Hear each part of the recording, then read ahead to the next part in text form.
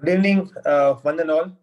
On behalf of Rajkot Ophthalmic Society, I would like to welcome you all on this ROS Case Files and Stalwart 8.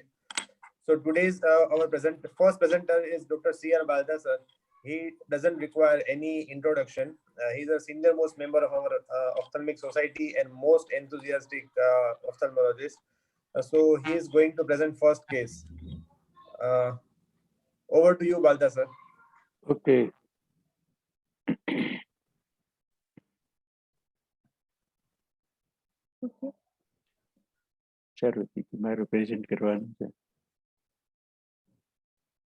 Welcome one and all on this Wednesday evening for the 8th edition of ROS Case Files and Stalwart honoring. Yes, sir. Dr. Baldha, sir, please. Okay. Good evening, everybody. First of all, I thank the ROS for giving me the opportunity to share my experiences. Before I start my presentation, I would like to congratulate Dr. Gadre, sir, for he is being honored by the ROS. And second thing, I would like to congratulate Devyani also. I had a chance to listen to her 2-3 times on webinar, national level. So I congratulate her to achieve that national level for webinars. And one more thing, I would like to congratulate Dr. Sapavadia and Dr. Hemal Kansagra for taking up the common subject of common ocular presentations in general practice. Only thing I would like to suggest is that they should have included Rajkot Ophthalmic Society. Now I proceed with the small presentation. As it has been mentioned, they're small but sinister. Let us have a look what is that. Now this is the patient which came to me, Mr. JK, 50 years of age, and on 22nd December 21, he came with the complaint of left eye small growth for last 1 year. So sorry to interrupt. Can you come a little bit closer and be louder, please? Okay. Detail is revealed that left upper lid slowly growing, smelling since 1 year, and it was associated with mild ache, and it was very slow growing. There was no history of similar lesion in either eye or elsewhere in the body. There was no anecdotal history of trauma, or there is no history of any systemic diseases or surgeries. No history of tobacco or alcohol abuse. And ocular examination, everything was within normal limit, except that he needed presbyopic correction, anterior segment, posterior segment, everything was okay. And on detailed examination showed lesion was 1/2 centimeter. It was multipolypoidal hard lesion attached to the skin, overlying the left eye upper lid margin at the junction of medial 1/3 with the lateral 2/3. It gave the appearance of a papilloma with keratinization. Lesion was mobile over the underlying lid tissues. No relevant lymphadenopathy was noted. So this is the picture of the lesion. You can see that polypoid nature and the sinister look. It is not looking very silent or very likable. And this is the enlarged view. This is another view. So differential diagnosis was verruca vulgaris, giant keratoacanthoma, pyoderma vegetans, pseudocarcinomatous hyperplasia, verrucosquamous carcinoma, or possibly malignant melanoma. But you can confirm this by histopathological examination. As you know very well, the final court of appeal for any diagnosis is the histopathology. So the excision of the biopsy performed with a good margin and sent for histopathological examination. Histopathology report showed verrucous carcinoma. Patient under close observation, he was sent to an oncosurgeon, but unfortunately he has not reached the oncosurgeon, and he was not keen also for the histopathology examination. But when I told him that it might be carcinoma, then he agreed, and then he went for this histopathology examination. So this is the situation in our country. Patients are reluctant for further investigations. Now this varicose carcinoma, a few words about the varicose carcinoma. It is a low-grade variant of squamous cell carcinoma. that is clinically exophytic and locally aggressive. The typical location is the oral cavity, particularly the cheek mucosa, gingiva, retromolar areas. The tumor might also be found on the skin surface, including the plantar surface of the foot or hand or lower leg or genitalia, and it is very less commonly seen in the lid. So varicose carcinoma, there are only few cases, the case reports are there in the literature. I will show the two references of this varicose carcinoma. This is the report from the European Journal of Ophthalmology September issue 2002. They said this case is the second case in the literature of the varicose carcinoma. It was in a 66-year-old male, and it was excised, and it was histopathology confirmed the diagnosis of varicose carcinoma. That is the second case. And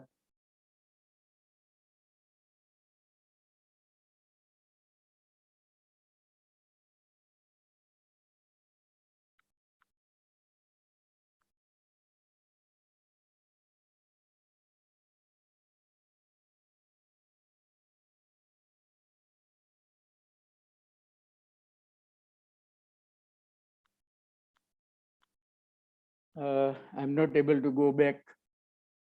So some conclusions from the case report. The other one was from the Korean Ophthalmologic Journal. There they reported a 74-year lady who had developed on medial canthus this lesion, and it was first removed by the dermatologist by laser, but it recurred within 4 months, and they removed it ultimately, and it turned out to be a varicose carcinoma. They could find 5 cases, and therefore this was the 6th one. This may be ours may be the 7th or 8th case.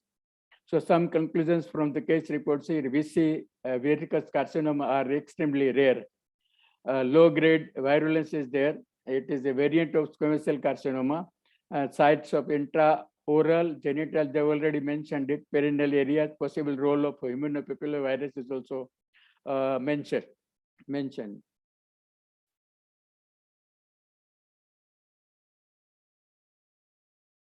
Histopathological examination of our tissue, our specimen was that macroscopically exophytic, progressively enlarging, and often confused to be a wart.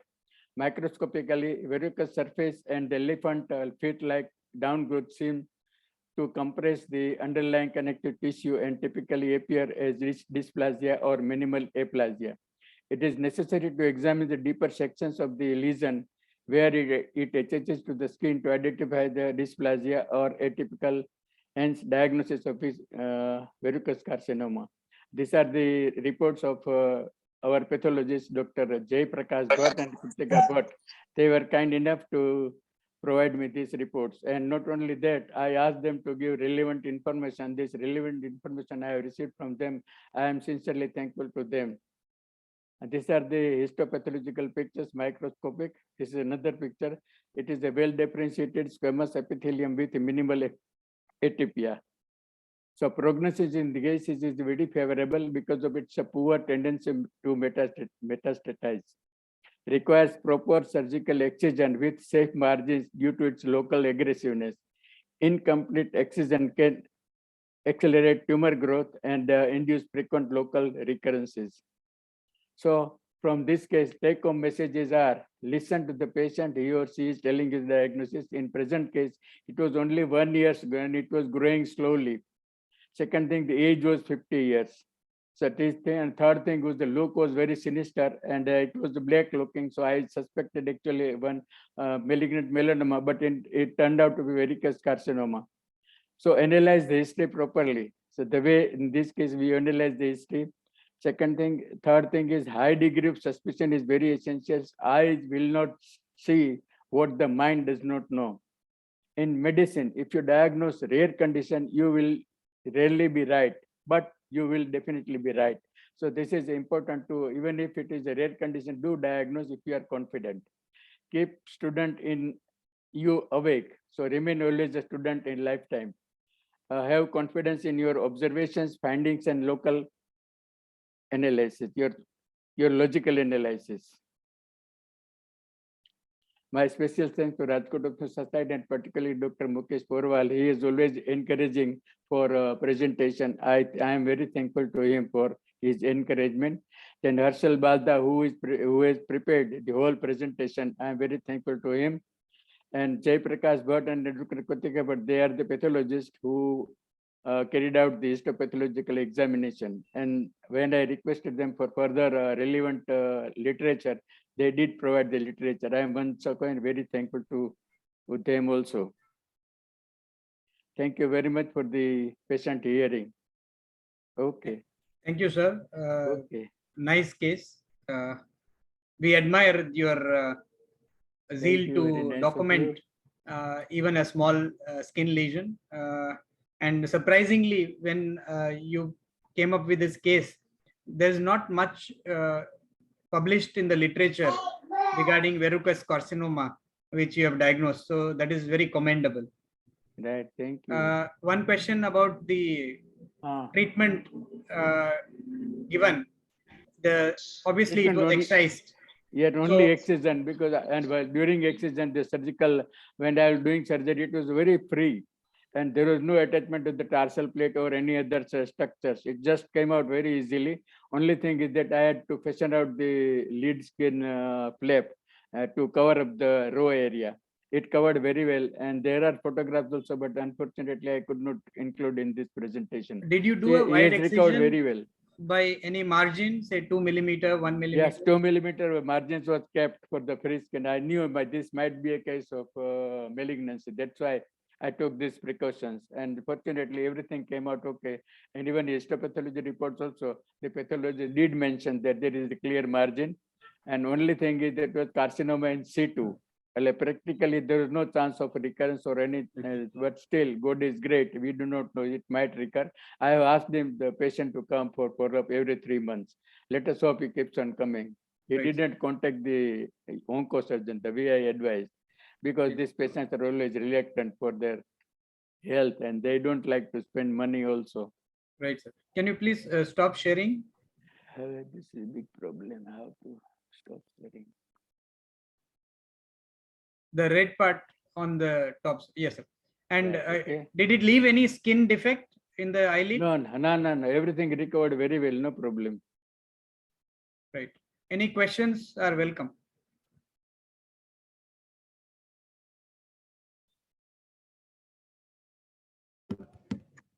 Thank you, sir. Okay, right, sir. Thank you. So we'll move to our second case. The presenter is Dr. Swati. She is a surgical VR fellow at Retina Hospital. So she will going to present on ERG and EEG. So over to you, Dr. Swati. You can present your presentation. Thank you, sir. It's my privilege to present here. Let me share my.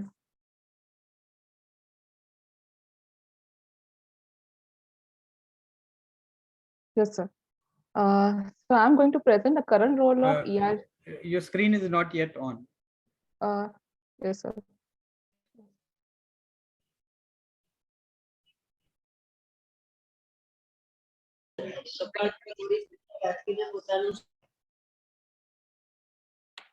So is it visible? Yes, now it's on.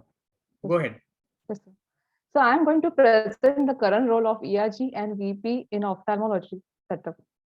So as we know, the electrical impulses generated from brain, heart, we have EEGs and ECGs. For eye, we have ERG and VP, that is electroretinogram and VEP. So all of us have studied the visual pathway, which starts from the retina and through optic chiasm, it reaches to the visual cortex. Visual electrophysiology is an extremely powerful tool to assess the functional integrity of various levels of visual system. It mainly comprises 3 electrodiagnostic tests, that is ERG, VP, and EOG, it is electrooculogram. I am not going to tell in detail about EOG as it is rarely used in very few cases. So previously, electrophysiology testing was very cumbersome, with fixed equipments and time-consuming lab setting, and difficult to understand and interpret the results. Now, much simpler, portable handheld devices with fast testing in undilated pupils without corneal electrodes are possible. Like in this image, this handheld electrode is being, handheld stimulator is being used for recording of the ERG. So what is ERG? Actually, it's the response of the retina to different stimulations in different adaptive state of the eye. In a simple word, means how the retinal cells behave in dark, that is photopic, and when exposed to light, that is photopic. When we see a visual image, light falls on photoreceptors, and the phototransduction starts, and it creates an electrical activity which travels to the inner retina and through the optic nerve to the brain. So a basic waveform ERG is obtained. So anything which is below 0 is considered as negative, and above 0 is considered as a positive wave. So here we can see like A wave is a negative wave and B wave is a positive wave. A wave is generally generated from photoreceptors, that is rods and cones of the retina, while B wave is generated from the bipolar cells. Something about the amplitude and implicit time. Implicit time is when a stimulus is given and the wave is generated. It is called the implicit time. So the implicit time of the A wave is from here to here, and that of from B wave is from here to here. And amplitude is considered from the baseline to the trough of A wave, and of the B wave, it is considered as from the trough to the peak of the B wave. So previously, a big ERG setup was used with this is a GAN-fin stimulator with contact and non-contact electrodes. Then the waves were amplified and it were displayed in the computer. Now the portable stimulators are being used. So International Society for Clinical Electrophysiology of Vision, that is ISA, have published some standards and guidelines for the main test. There are basically 5 ERG responses, 3 in dark adapted called as photopic and 2 in light adapted, that is photopic. These are the basic waveforms. I'm not going too much in detail into them. So this ERG, it basically it measures the functions of rods and cones globally. But for macular function, we have a special test called pattern ERG, where a checkerboard is shown to the patient and this wave is created. And it measures the macular ganglion cell mainly. For another, it is a multifocal ERG, where hexagonal white and black where these hexagonal shapes are shown to the patient, and this waveform is generated. It measures the macular cone cells function. So there are basic indications like inherited diseases like photoreceptor dysfunctions, most commonly retinitis pigmentosa, bone dystrophy, macular dystrophy, juvenile X-linked retinoschisis, and acquired diseases like vascular occlusion, CRVO, ocular ischemic syndrome, diabetic retinopathy, drug toxicity, and siderosis bulbi. So this is an image of advanced retinitis pigmentosa. It's a hereditary disorder with rod cone dysfunction. Patient mainly present with night blindness with constricted visual fields. First of all, rods are affected, and as the disease progresses, cones are also affected. So what we will get ERG, this is a normal ERG waveforms. In retinitis pigmentosa, both dark and light adaptive ERG waves show reduced amplitude of both A and B waves. As from these cases, we can see that it's more of a flat wave. The waveforms are almost diminished. So this is an advanced case of retinitis pigmentosa. And it can pick the changes in X-linked carriers long before fundal manifestation. So it is very a good technique to counsel a patient and to document the patient details. Now, this is a central retinal vein occlusion. Clinically, we all know that central retinal vein occlusion is clinically visible. But in case to differentiate between an ischemic and non-ischemic CRVO, ERG is very helpful. In ERG, the B wave is reduced, amplitude of B wave is reduced, which defines inner retinal ischemia. Whereas in clinical setting, if the implicit time, that is the latency, is more than 36 milliseconds, or the difference between the normal eye and the affected eye is 7 milliseconds, then it is more pathognomonic of ischemic CRVO. For these patients, we may consider frequent review or early treatment, as they may go for neovascular glaucoma. Actually, this is the normal left eye with CR view right eye. We can see the normal implicit time is 26.7 milliseconds, but here that implicit time is increased, which is 29.9 milliseconds. But the amplitudes, it is super normal.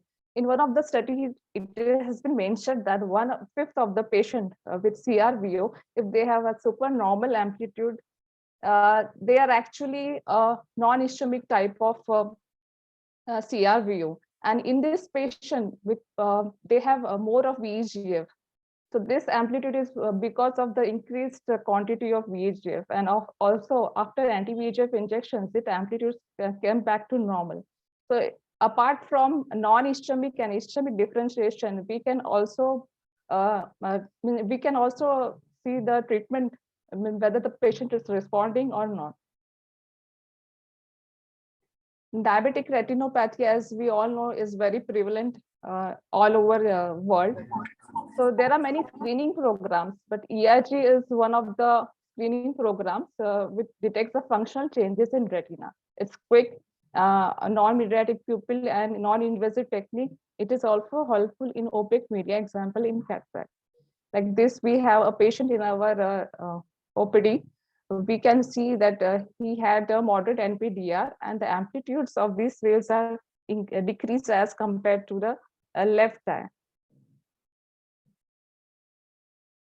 It has been seen that before the clinical appearance of diabetic retinopathy, the implicit time is increased. Like normal, we have 33.3 milliseconds. It is increased when fundus picture is almost normal. And as the retinopathy grade is increased, the implicit time is increased and the amplitude of the waves is decreased.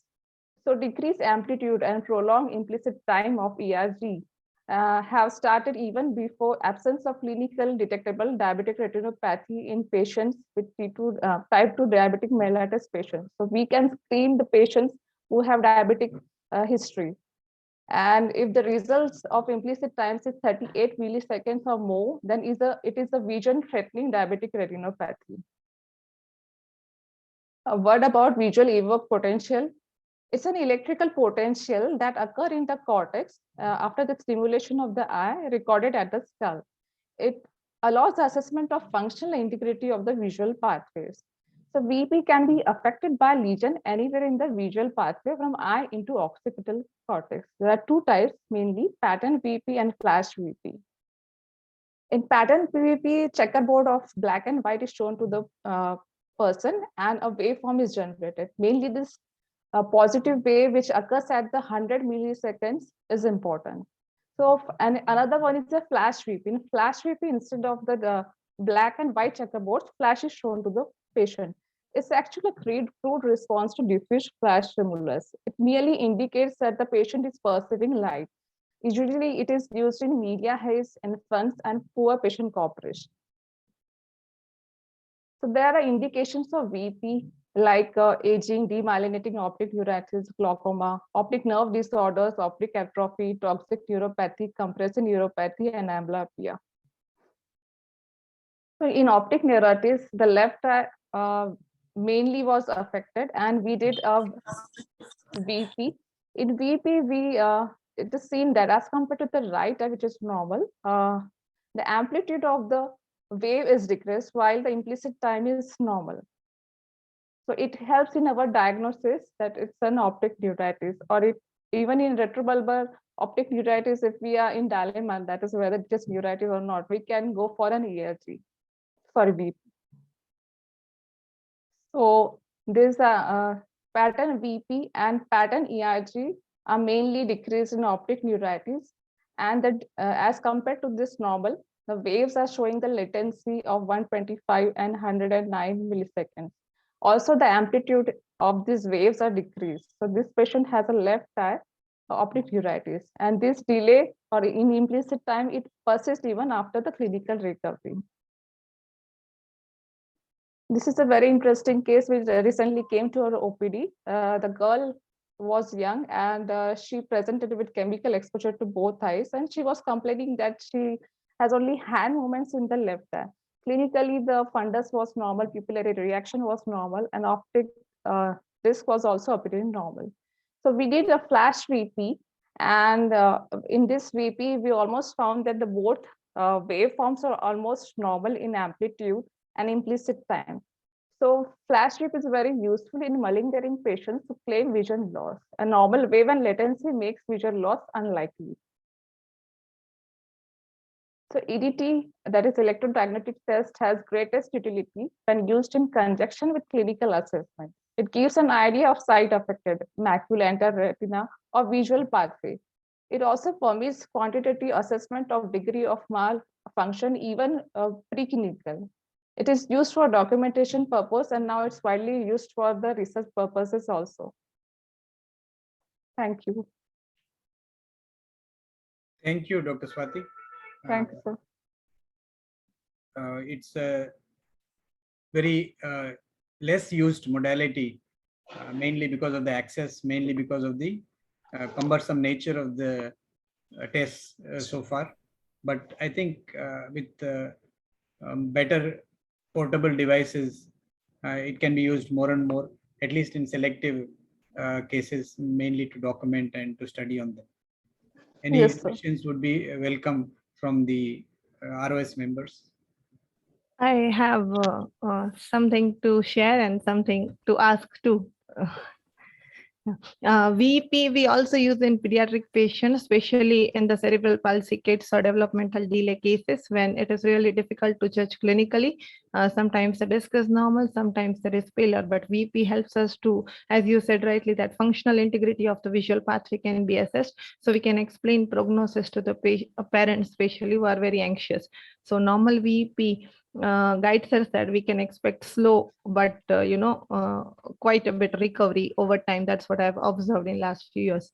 Regarding ERG, we also use it in high myopic kids. When we are they are undergoing amblyopia treatment, they don't respond as fast as the hypermetropic kids. So fundus, what I have come across is that fundus is sometimes clinically totally normal. So we expect the amblyopia to improve over time, especially if the patient is compliant. But even if the macula is good, even if the OCT is normal, I have come across 2 patients where over time, as the child was not improving, we went for ERG, and the ERG had some issues in the retinal cell, though it was not, possible to point out the exact type of disease the child had at that time. But I want to ask you and other seniors to please share your experience regarding when would you like to go for ERG in such patient if you have a kid of high myopia. Clinically, the fundus is normal. Even the OCT turns out to be absolutely normal, but still, like, is there any guideline or something I'm missing that at that point we should, because generally we don't advise ERG very frequently due to, difficulty in access and cumbersome procedure. But is there something that guides us that we should go for ERG at this point of time? Yeah, when you cannot explain the visual defect vis-a-vis the clinical picture, then you are doubting the functional capability of the retina or the optic nerve. It may be considered, but there are no strict guidelines as such. Anyway, it is a bit difficult to do in the kids if they are too young. But with the newer and better instruments, there is a whole range of indications in pediatric ophthalmology where VEP and ERG also can be done. Yes, we are just learning. It is early days for ERG and VEP for us also. So there will be a lot of applications, I'm sure.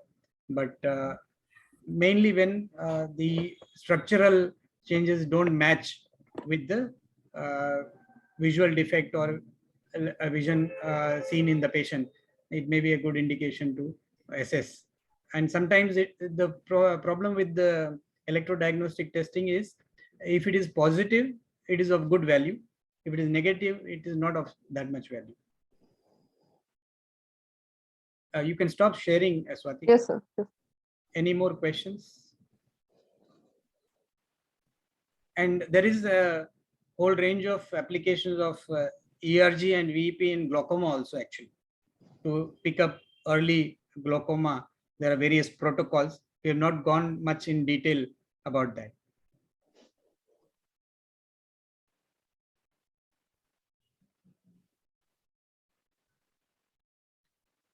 Any comments? I know it's a difficult and dry topic, but we plan to use it more and more clinically in a relevant way in the near future.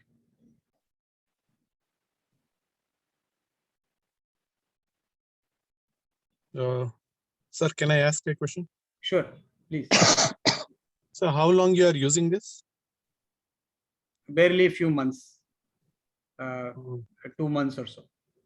okay, right. So we can send the patient for that. Yes, yes. Yeah, it is. Some of the tests are a bit cumbersome. They need dark adaptation for 15-20 minutes to start with. Some of the tests can be done right away without any dark adaptation. So, yeah, Okay. depending on the indication, it can be done anytime. And that will take at least an hour. Sort of half an hour, definitely. Maybe a little bit more. Okay, sir. Yes. Ah. Okay. Thank you. Right. Huh? Welcome.